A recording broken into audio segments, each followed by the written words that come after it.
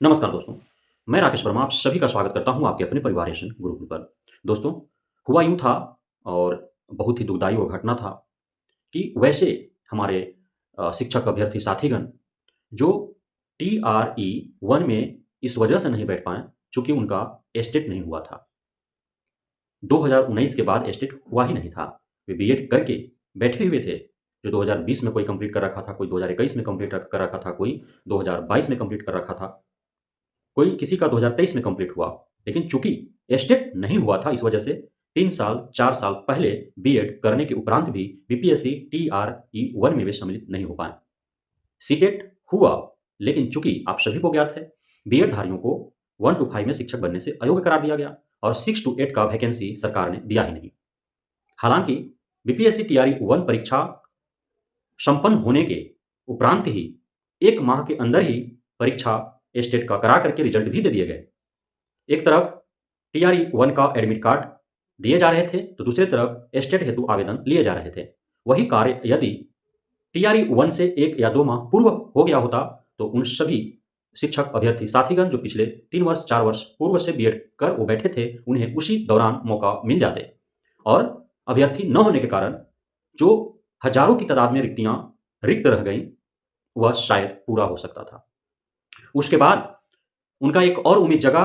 जब टीआरई 2 की सुगबुगाहट शुरू हुई। लेकिन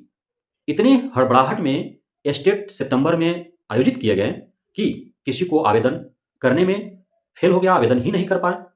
या फिर आवेदन कर भी पाए यदि, तो उनका आवेदन में त्रुटि हो गया जिससे सुधार हेतु पर्याप्त अवसर नहीं उपलब्ध कराए गए। उनका एडमिट कार्ड गलत आ गया। उन्होंने सब्जेक्ट कौन रखा है, उनका ग्रेजुएशन पोस्ट ग्रेजुएशन में सब्जेक्ट कोई और है, एस्टेट में आवेदन उन्होंने किसी और प्रकार से दिया, सब्जेक्ट कोई और उन्होंने भरा, एडमिट कार्ड पर कोई और सब्जेक्ट आ गया, एग्जाम कोई और सब्जेक्ट का उन्होंने दिया। जब रिजल्ट कार्ड आए तो उन्हें पता चला कि एग्जाम दूसरे सब्जेक्ट का उनका रिजल्ट हुआ है। तो अब जब उनका ग्रेजुएशन पोस्ट ग्रेजुएशन जिस सब्जेक्ट का है, एस्टेट उस सब्जेक्ट का उनका है ही नहीं, तो टीआरई 2 में वे सम्मिलित कैसे हो पाएंगे? अर्थात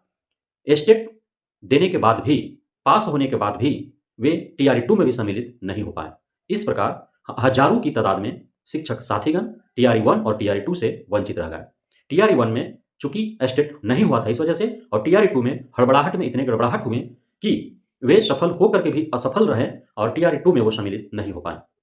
इसलिए मैं आप सभी हमारे जितने भी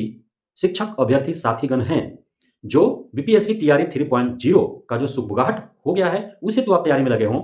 और उसके लिए आप प्री एग्जाम अर्थात एस्टेट क्वालिफाई करना चाहते हो, इसी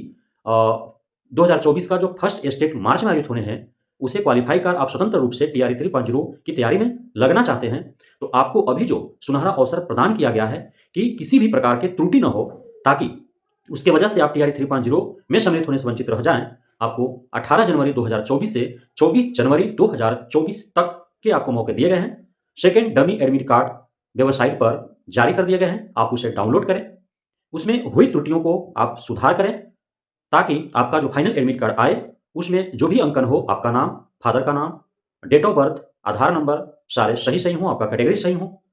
और फिर आप एग्जाम दें तो जिस विषय से आपने आवेदन किया है, जो विषय आपका ग्रेजुएशन पोस्ट ग्रेजुएशन में है, उसी विषय से आपने आवेदन कर रखा होगा, उसी विषय का आप परीक्षा दें और उसी विषय का आपका रिजल्ट आए, ताकि सितंबर 2023 में हुए एस्टेट की भांति इस बार पुनः आप वंचित न रह जाएं। क्योंकि आपने देखा होगा विभिन्न न्यूज चैनलों के माध्यम से, समाचार पत्रों के माध्यम से, विभिन्न सोशल मीडिया साइट्स के माध्यम से हजारों की तादाद में Bihar secondary examination board office आंदोलन, धरना प्रदर्शन एस्टेट के परीक्षार्थियों ने किया, जिनका त्रुटि हुआ था, त्रुटि में सुधार हेतु, लेकिन कुछ भी नहीं सुना गया और वे वंचित रह गए टीआरई 2 में सम्मिलित होने से, और पुनः उन्हें उसी एग्जाम को दोबारा से उन्हें मार्च 2024 में आयोजित होने वाला है, उसमें वो सम्मिलित हो रहे हैं, उसे उन्हें देना पड़ रहा है। पुनः उसी परीक्षा के लिए उन्हें तैयारी करनी पड़ रही है, आवेदन हेतु उन्हें खर्च करना पड़ रहा है और खर्च कर उन्हें परीक्षा देने जाने पड़ेंगे। तो ये पुनः उन पे भार बढ़ा। तो